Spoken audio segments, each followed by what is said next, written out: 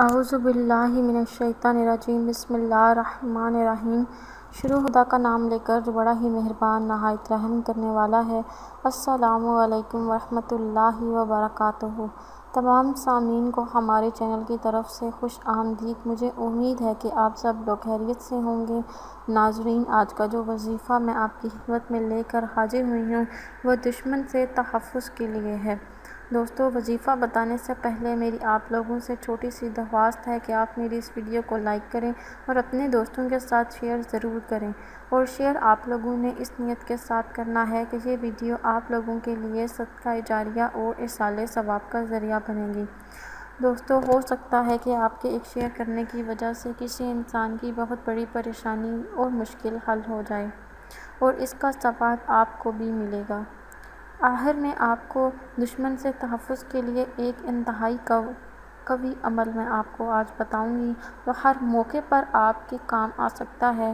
جو کوئی دشمن جان یا ایمان سامنے آئے تو اس کے خطرناک اور ناپاک ارادوں سے حفاظت کے لیے اس عمل کے ذریعے اللہ تعالیٰ سے غیبی مدد حاصل کریں۔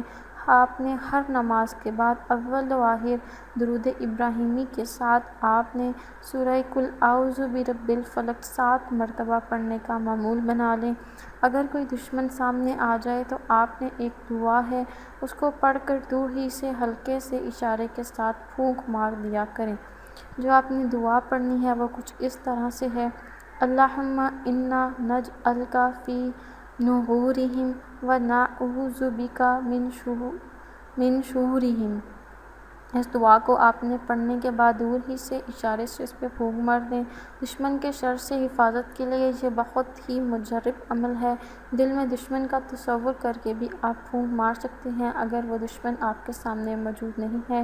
انشاءاللہ تعالیٰ اس وظیفے کو کرنے کی مدد سے آپ دشمن کے شر سے اور اس سے آپ کا اللہ تعالیٰ تحفظ فرمائیں گے۔ دوستو، اگر آپ کو آج کا وظیفہ پسند آیا ہے تو کمنٹس میں اس کا اظہار ضرور کیجیے گا اور مجھے اپنے فیڈ بیک سے آگاہ ضرور کیجیے گا۔